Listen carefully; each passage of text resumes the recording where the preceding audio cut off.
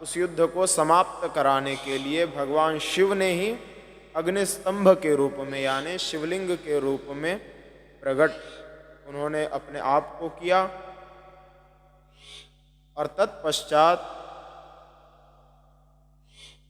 ब्रह्मा जी और विष्णु जी दोनों में यह विवाद हुआ, यह ठहराव हुआ कि हम दोनों ही एक निर्णय लेंगे, कौन जीता कौन हारा यह उस पर निर्भर होगा कि कौन इस अग्निस्तंभ का और छोर जान पाएगा।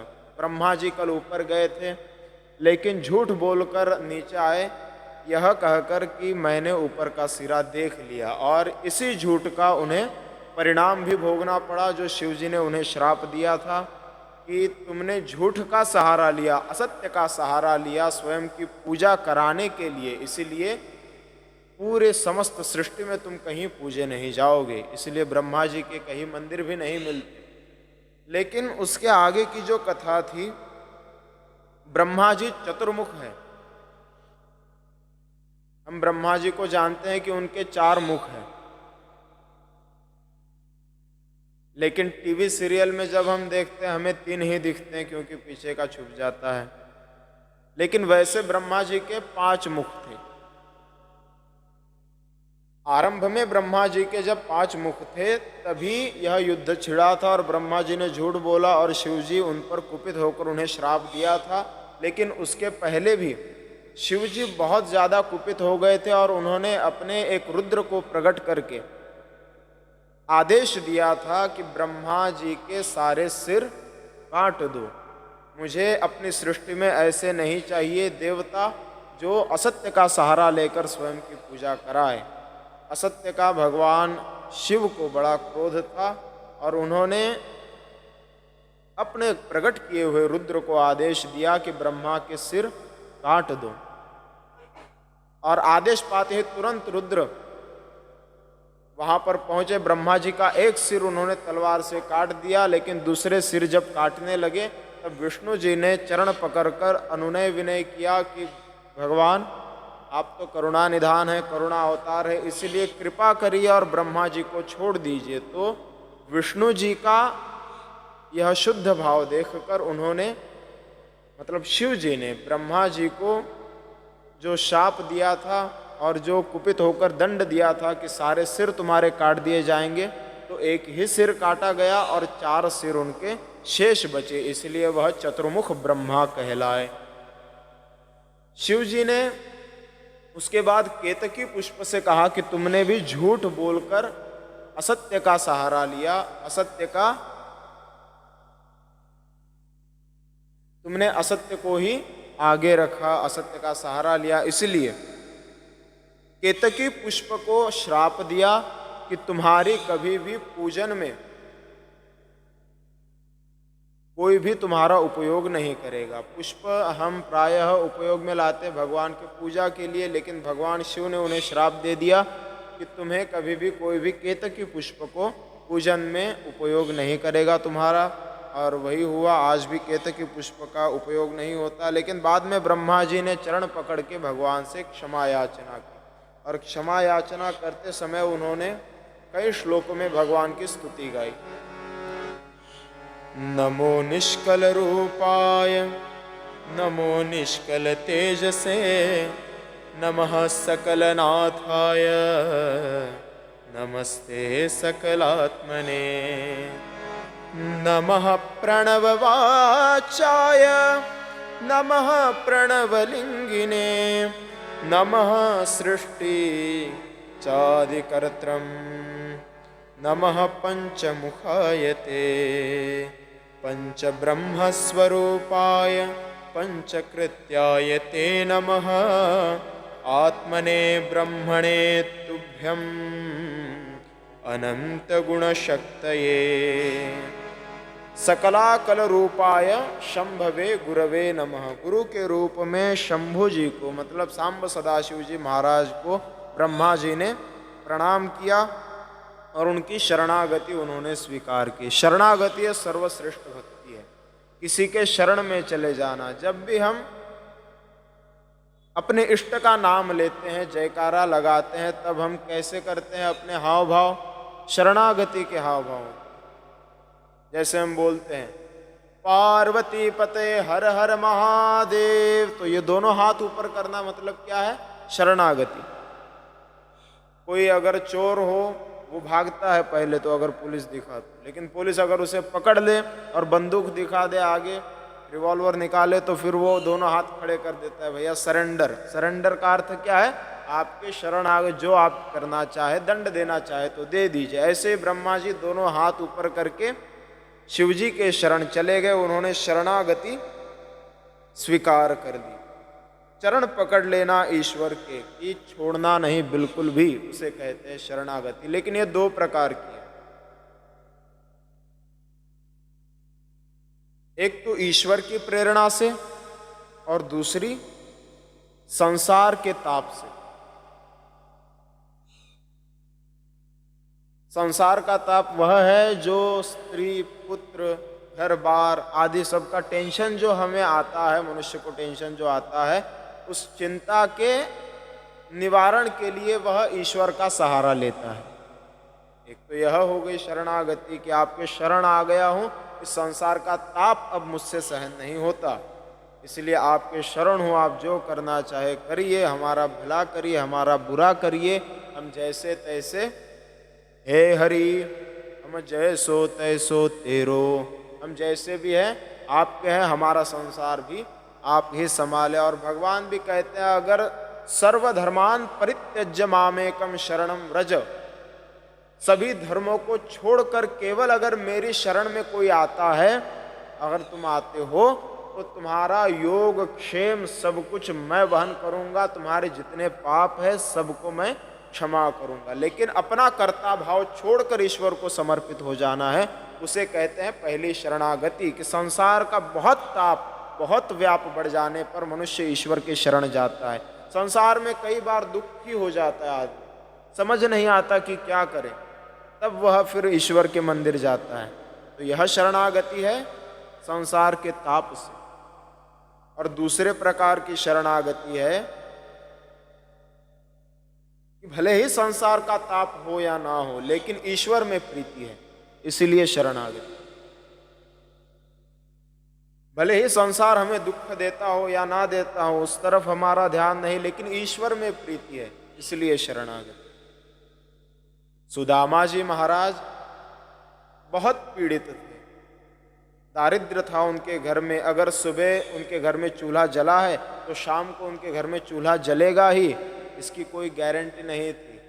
कभी एक दिन पहले भोजन खा लिया था तो दूसरे दिन भिक्षा नहीं मिली, कभी 2 दिन भिक्षा नहीं मिलती थी, कभी 4 दिन भिक्षा नहीं मिलती थी, कभी 5-5 दिनों तक भूखा ही सोना पड़ता था, पानी पीकर ही अपनी भूख को रोकना पड़ता था, इतनी दारिद्र्यता। लेकिन फिर भी संसार का दुख है, इसलिए भगवान की शरण हमने ग्रहण की, इसलिए वह ईश्वर का नाम स्मरण करते थे, श्री कृष्ण का नाम स्मरण करते थे। ऐसा नहीं, संसार दुख देता है तो फिर भी ठीक है, लेकिन हमारी ईश्वर में प्रीति है, इसलिए ईश्वर का नाम स्मरण करना, यह दूसरे प्रकार की शरणागति। यहाँ ब्रह्मा जी को श्राप मिला था और ब्रह्मा जी के 5 मुख काटने का भगवान ने आदेश दिया था, दंड उन्हें मिल रहा था, लेकिन फिर वह दंड क्षमा हुआ और क्षमा प्राप्त करके वह विनम्र होकर भगवान शिव की शरण चले गए और उनके चरण पकड़ लिए। कबीर जी महाराज का एक बड़ा सुंदर दोहा है, पाप करे ते हरि मिले। दोहा बड़े ध्यान से सुनिएगा। पाप करे ते हरि मिले, पाप करे ते चैन, पाप करे सब कुछ मिले, पाप करो दिन रैन। कहते हैं पाप करे ते हरि मिले, पाप करे ते चैन, पाप करे सब कुछ मिले, इसलिए पाप करो दिन रैन। कबीर जी महाराज कहते हैं पाप करने से हरि मिलते हैं, पाप करने से चैन मिलता है, जीव को शांति मिलती है, पाप करने से सब कुछ मिलता है, इसलिए पाप करो दिन रैन, मतलब दिन रात पाप करो। यह उनका दोहा जब विद्वानों में प्रसिद्ध हुआ तब वह सारे विद्वानों में चर्चा का विषय बन गया कि अरे पाप करने से कैसे हरि मिल जाते हैं, पाप करने से चैन कैसे मिल जाता है। उल्टा तो पापी मनुष्य जो कोई हो वह चैन से बैठ नहीं सकता। जिसके पास पैसे नहीं हो वो तो भी चैन से सोएगा, लेकिन जिसने चोरी करके अपने घर में धन लाया वो चैन से नहीं बैठ सकता। उस टेंशन लगा रहता है, कब पुलिस आएगी, कोई रिपोर्ट कर देगा क्या, किसी ने देख लिया होगा क्या, किसी को पता चला होगा क्या, वह चैन से नहीं बैठ सकता। लेकिन यहाँ पर कबीर जी महाराज कहते हैं पाप करने से चैन मिलता है, इसलिए पाप करो दिन रहे। सारे विद्वान आश्चर्यचकित, महाराज पाप करने से कैसे हरि मिल जाते हैं। सब के सब विद्वान कबीर जी महाराज के पास आए और उन्हें पूछने लगे कि आपका यह दोहा हमें समझ में नहीं आया, कृपा करके समझाइए, पाप करने से हरि कैसे मिल जाते हैं। कबीर जी महाराज कहते हैं आपने दोहा शायद सही से सुना नहीं होगा, या जो अगर आपने पढ़ा हो तो सही से पढ़ा नहीं होगा। उन्होंने कहा अब इसमें क्या सही से सुनना, पाप करे तो हरि मिले, तो हम क्या पाप करें, आज तक पुण्य किया उससे हरि नहीं मिलेंगे। बोले नहीं, सत्कर्मों से हरि नहीं मिलते तो क्या पाप करने से हरि। कबीर जी महाराज समझाते हैं आपने दोहा जो शब्द है दोहे के वो जोड़ दिए। शब्द है पा पकड़े ते हरि मिले, पा पकड़े ते चैन, पा पकड़े सब कुछ मिले, इसलिए पा पकड़ो दिन रहे।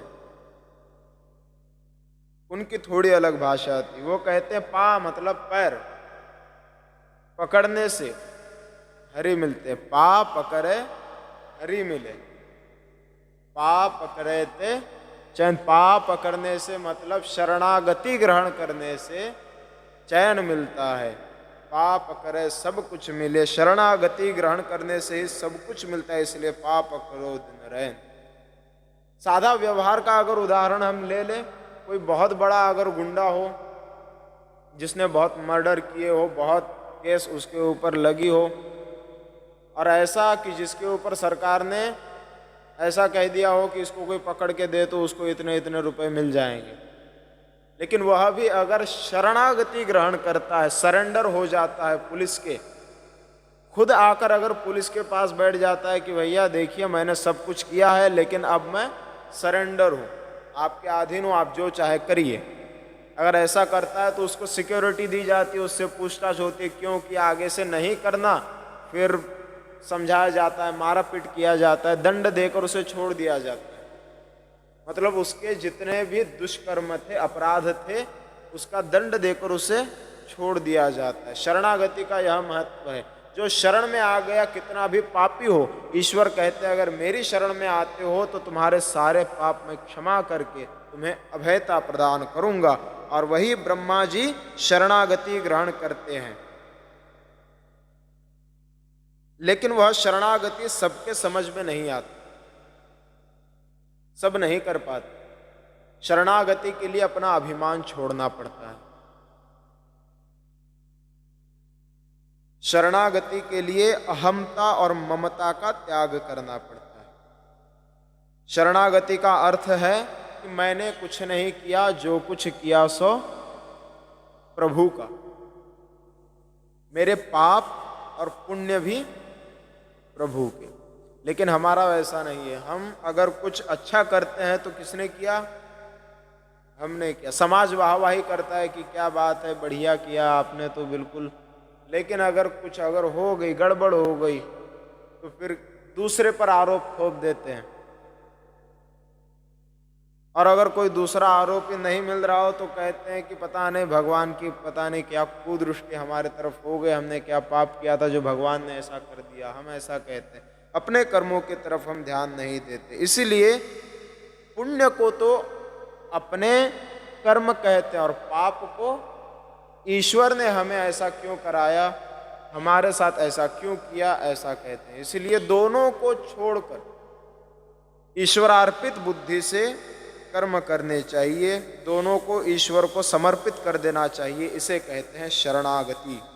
संतों का यही भाव था, वह पाप भी करे पुण्य भी करे, जो कर्म करे, उनका पाप था पुण्य था मैं नहीं जानता, लेकिन जो कर्म वो करते थे उसका सारा फल, सारा श्रेय ईश्वर को देते थे कि मैंने कुछ नहीं किया। इस दुनिया में जो भी होता है, कहते हैं ना कि पत्ता भी हिलता है तो किसकी इच्छा से, तो यह जिनका भाव है उनकी पूर्ण शरणागति है कि मैंने भी अगर कुछ पुण्य भी किया हो तो ईश्वर की कृपा थी, अगर पाप भी किया हो तो भी ईश्वर की कृपा, और मस्त रहते। यही संतों का भाव है, लेकिन संतों का भाव हम समझ नहीं पाते। संत कहते कुछ और है और हम समझते कुछ और है। जैसे पाप करे तो हरि मिले, शब्द समझ नहीं पाए तो विद्वान भी चक्कर खा गए, गोते खा गए। ऐसे ही महाराष्ट्र के संत भी, सूत जी महाराज भी जो कहते हैं बड़ी गोपनीय बातें होती, जैसा वो कहते हैं वैसा ही अर्थ अगर लेंगे तो शायद भटक सकते हैं। एक बूढ़ी माता जी थी, वो बीमार हो गई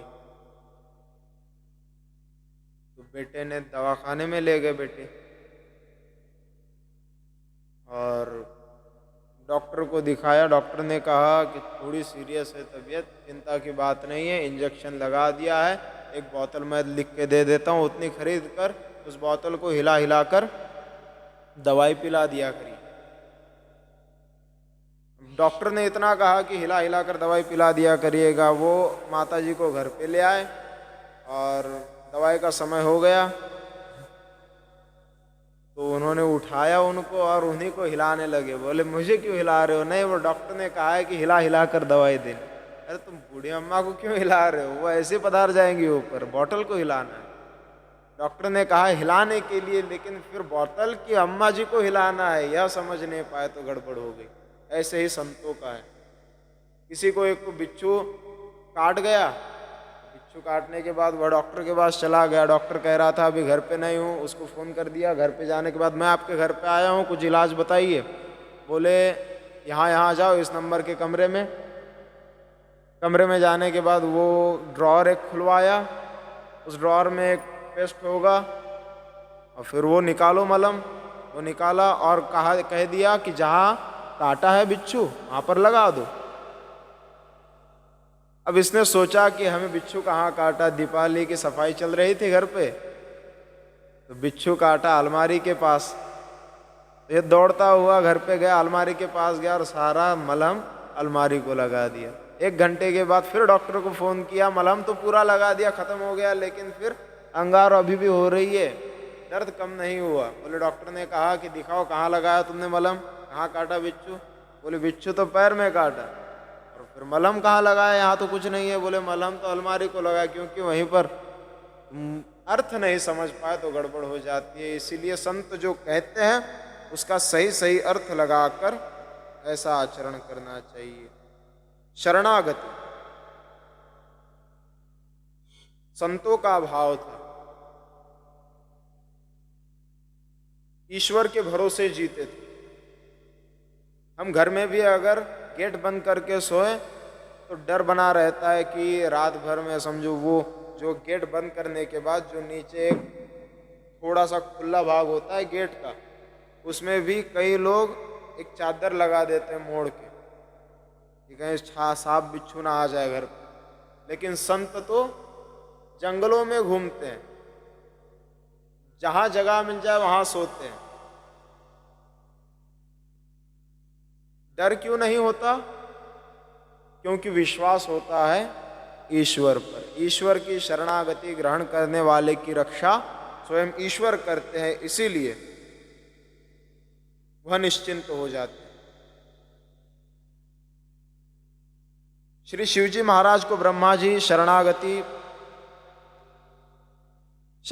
प्राप्त करते हैं। ब्रह्मा जी, शिवजी महाराज उन्हें क्षमा करते हैं और शंकर भगवान उसके बाद ब्रह्मा जी को और उपस्थित सभी देवताओं को बताते हैं कि विष्णु और मैं, हम दोनों अलग नहीं हैं, हम दोनों एक हैं।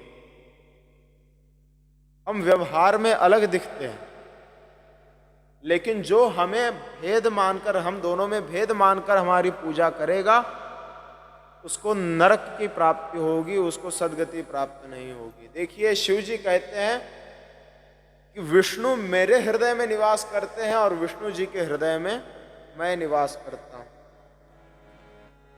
शिवस्य हृदयं विष्णुः विष्णुस्य हृदयं शिवः ईषद् अभ्यन्तरं कृत्वा रौरवं नरकं व्रजेत्। शिव जी के हृदय में विष्णु जी निवास करते हैं और विष्णु जी के हृदय में शिव जी निवास करते हैं। इन दोनों में जो भेद करेगा, अंतर करेगा, उसको रौरव नाम के नरक की प्राप्ति होगी। इसलिए दोनों में भेद नहीं। जितने देवी देवताएं हमें दिखती हैं, किसी में भी भेद नहीं है। मूल तत्व एक है, व्यवहार में सबके कार्य अलग अलग दिखते हैं। ब्रह्मा जी क्या करते हैं? सृष्टि की उत्पत्ति करते हैं। हम सबको बनाते हैं। कौन बनाया? ब्रह्मा जी। हम सबका पालन पोषण कौन करते हैं? तो विष्णु जी करते हैं। अच्छा, इस सृष्टि का संहार करना हो तो शिव जी है। इनके कार्य अलग अलग है, लेकिन मूल यह सब एक है। किसी का दुपट्टा है, किसी का शर्ट है, किसी की धोती है, पैंट है, सब दिखने में अलग अलग है, सबके कार्य अलग अलग है, लेकिन मूल क्या है? रुई एक है, कपास एक। सोने से बने हुए कई अलंकार होते हैं। कोई कान में पहनता है, कोई नाक में, कोई गले में, कोई हाथ में कड़ा बनाता है, कोई अंगूठी बनाता है, कोई कमर में पट्टा बना लेता है, कोई भोजन के लिए सोने की थाल बना लेते हैं। अमीर लोग बनाते हैं। लेकिन व्यवहार में वो सब कुछ अलग है। सोना दिखता है कि ये तो कुंडल है, ये तो पट्टा है, ये तो आभूषण है, गले का हार है, लेकिन मूल में क्या है? सोना है, एक है। मिट्टी का घड़ा बनाया, मिट्टी की एक मूर्ति बनाई, मिट्टी के खिलौने बनाए, लेकिन मूल में मिट्टी एक है। वह